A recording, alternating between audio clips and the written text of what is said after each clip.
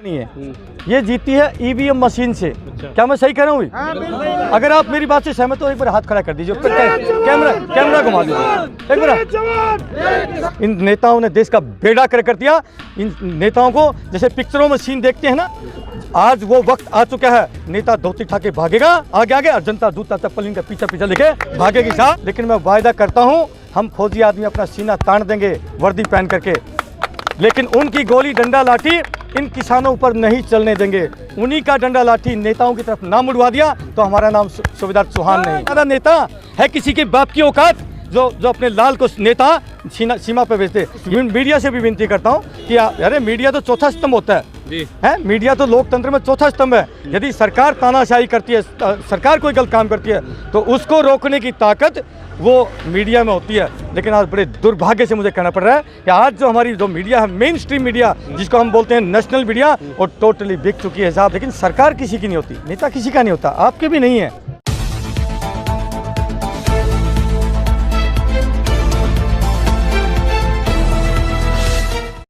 कि जो बेचारे किसान हैं, भोले भाले किसान हैं, देश के अन्नदाता हैं, आज उनको ऊपर इस प्रकार के लालसन, इस आंदोलन को मतलब कालिक पोतने के लिए इस प्रकार की अभद्र टिप्पणियाँ इस आंदोलन के बारे में की जा रही है। बहुत ही शर्मनाक बात है।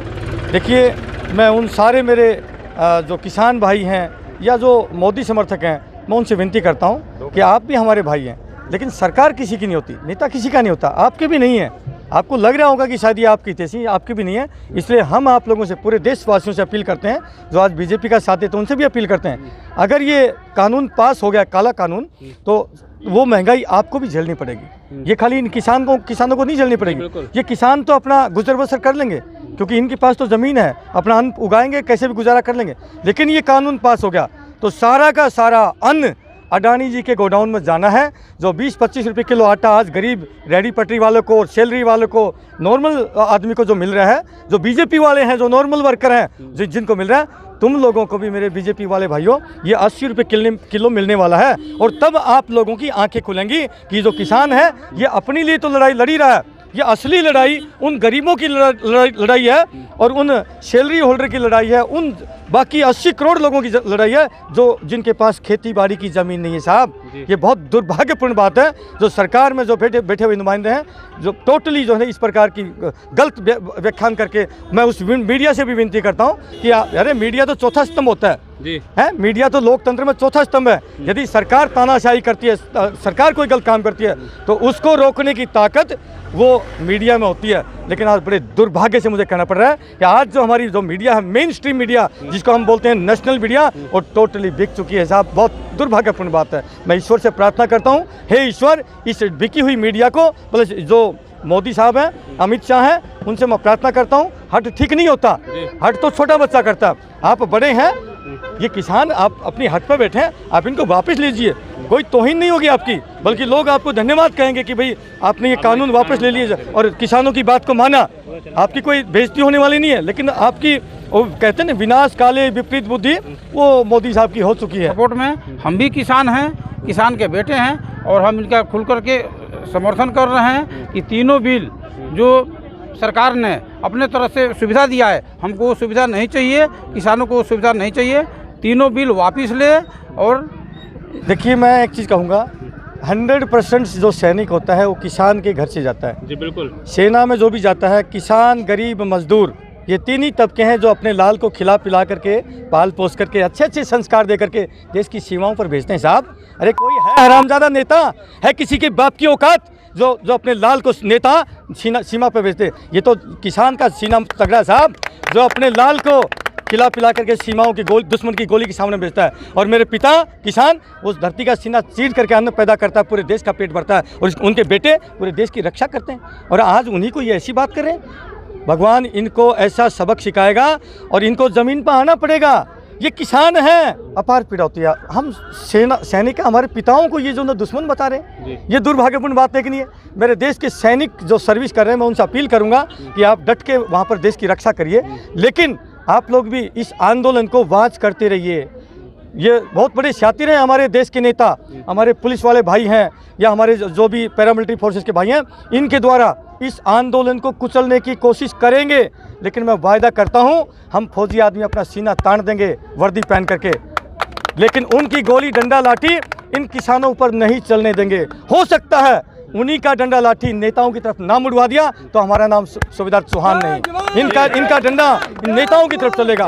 मैं आपके माध्यम से बस अपना एक नंबर छोड़ना चाहूँगा, यदि कोई भी देश का भाई किसी को लगता है मैं गलत हूँ तो भी मुझे फ़ोन करिए, और लगता है मैं कि हाँ फौजी भाई सही बात करें तो आप लोग इस आंदोलन से जुड़े। मेरा कॉन्टैक्ट नंबर है 8368002355 और मैं पूरा यकीन करता हूँ क्योंकि सैनिक तो सच्ची आत्मा का होता है साहब, आत्मा से परमात्मा, हम आत्मा से बोलते हैं। इन नेताओं ने देश का बेड़ा कर दिया। इन नेताओं को जैसे पिक्चरों में सीन देखते हैं ना, वो बड़े बड़े बुद्धिजीवी हमारे जो मूवी बनाते हैं वो 20-30 साल आगे की सोच के मूवी बनाते हैं। आज वो वक्त आ चुका है, नेता धोती उठा के भागेगा आगे और जनता जूता चप्पल इनका पीछे लेके भागेगी साहब। आज वक्त आ चुका है, आज देश को इन गद्दारों को सबक सिखाना पड़ेगा साहब। देखिए ये दुर्भाग्यपूर्ण बात है, ये तो किसान हैं, ये तो किसान है, हम सैनिक हैं। हाँ यहाँ पर उनको बोल रहे खालिस्तान, अरे यहाँ कोई खालिस्तान होगा उसको किक मार के हम भगाएंगे। क्यों भाई गलत तो नहीं कह रहा हूँ, हम भगाएंगे बिल्कुल, हम सैनिक हैं, हम गलत चीज़ का साथ दे देंगे क्या? लेकिन जो इन भोले वाले किसानों को जो खालिस्तान का नाम देकर के बदनाम करेगा उसको हरामजादे को हम बख्शेंगे नहीं। एक मैं अभी आऊँगा कि मैं आपको बताना चाह रहा हूँ, जैसे कि कह रहे हैं कि यहाँ पे खालिस्तानी या अपना पाकिस्तानी घुसे हुए हैं। याद होगा कि 18 फरवरी को पीछे से हाथ भी मैं बता रहा हूँ, चाइना का हाथ भी कह रहे हैं। उनको बोलना कि पहले मैं संदेशा मोदी सरकार को देना चाहता हूँ कि जब इनकी सरकार में पुलवामा में 2018 में जो हमला हुआ था 18 फरवरी को या 11 फरवरी को, तब तो उसकी तो जाँच करवा नहीं सके कि वहाँ पे 300 किलो RDX कहाँ से आवा, 40 जवान जो CRPF के शहीद हुए कैसे हुए हैं। क्यों? क्योंकि सब जानते हैं कि ये मिलीभगत से काम हुआ है। ठीक है, हम जानते हैं हमारे जो भाई शहीद हुए हैं, हमारी माताओं जिनके बच्चे या दाल वो शहीद हुए हैं, जिनके घर उजड़े हुए हैं, ये बहुत अंदेशे देते हैं उनके लिए। बाद में वो ठोकर मारते रहते हैं, बहुत तकलीफ होती है हमें उस चीज़ की और बहुत दुख होता है।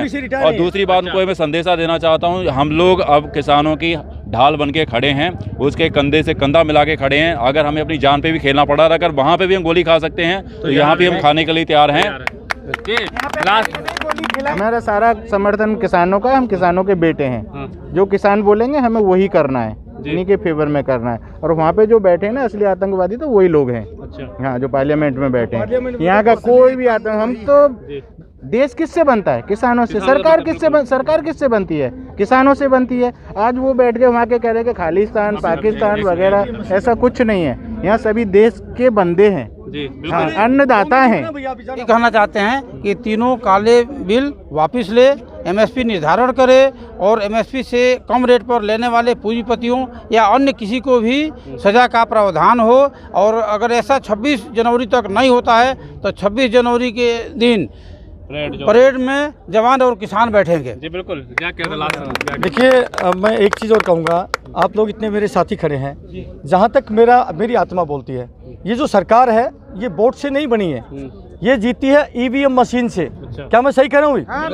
अगर आप मेरी बात से सहमत हो एक बार हाथ खड़ा कर दीजिए, कैमरा घुमा दीजिए, एक बार घुमा दीजिए कैमरा, चार हाथ खड़े करिए अगर मेरी बात से सहमत हो तो। जो सरकार है ये आपके वोट से नहीं जीती है। 130 करोड़ भी अगर देशवासी, पूरा हिंदुस्तान भी खड़ा हो जाएगा, क्योंकि उसको वोट की चिंता नहीं ना आगे आने वाले चुनाव, उसको पता है कि मुझे तो मशीन से जीती जाना है, जनता नाराज हो चाहे जो मर्जी हो। इसलिए मैं आप लोगों से प्रार्थना करता हूं, इस आंदोलन के साथ साथ EVM मशीन का भी बहिष्कार करने का ऐलान करें हम लोग। क्या मैं गलत कह रहा हूँ? क्योंकि एक बार जब राम और रावण की लड़ाई हो रही थी तो श्री राम उसकी गर्दन काट रहे थे, तीर मारे गर्दन कट जाए, दोबारा जुट जाए, तो पता चला यार ये तो मर ही नहीं रहा। तो बाद में विवेक्षण जी ने बताया कि भाई ये यहाँ से नहीं मरेगा, यहाँ नाभि में मारिए। तो BJP सरकार की जो नाभि है ना वो EVM मशीन है साहब, उस नाभि में आप लोग जो है, आप लोगों के हाथ में ये आंदोलन में इस मशीन को समाप्त करने का, मतलब यानी कि तीर मारने की जरूरत है। क्यों साहब गलत है? तो आप लोग सहमत हैं तो एक बार भारत माता की तो वर्दी पहननी डरना का। देखो, नेताओं की प्रॉपर्टी का आकलन करो, ठीक है, और इनके बच्चे सब विदेश में पढ़ रहे हैं, कोई भी किसी उसमें भाग नहीं लेता है, ठीक है। और दूसरा, इनको जितनी भी मूलभूत सुविधाएं मिलती हैं वो कहाँ से मिलती हैं, सारी चीज़ का इनका आकलन होना चाहिए। इनको हमने बनाया, ना कि इन्होंने हमको बनाया, ठीक है ना, इस चीज़ का हमेशा ध्यान रखना। और EVM, दूसरी बात है, इनको जो पेंशन मिलता है, ये पेमेंट मिलती है, क्योंकि ये सेवक हैं, ना कि जो है का नौकर। इनको सैलरी मिलती है प्लस जो है का बहुत सारी सुविधाएं मिलती हैं। आज की तारीख में 199 में 1 महीने के लिए वो रिचार्ज होता है। मैंने सुना है कि इन लोगों को 15,000 रुपये पर मंथ फ़ोन का मिलता है। हाँ, इन चीज़ों का आकलन पूरा होना चाहिए। हाँ, और पार्लियामेंट की जो थाली है, पार्लियामेंट की थाली बहुत सस्ती है। सूबेदार मेजर मिश्रा साहब जो है वो हमारे इस एसोसिएशन के राष्ट्रीय अध्यक्ष हैं और इन्होंने बड़ी 12 से आकर के यहाँ पर कैंप में पड़े हैं, बल्कि आप चाहें तो दिखाते हैं कि यहाँ पर पड़े हुए हैं। तो मैं तो साहब को धन्यवाद करता हूँ कि पूरे देश के सैनिकों में आपने जो है एक अलख जगाई और पूरा देश का सैनिक आज खड़ा होगा इस किसानों के साथ। हम किसान के बेटे तो किसान के साथ खड़े होंगे, पार्लियामेंट में थोड़ी जाएंगे। जब पार्लियामेंट में जाएंगे जब देखेंगे।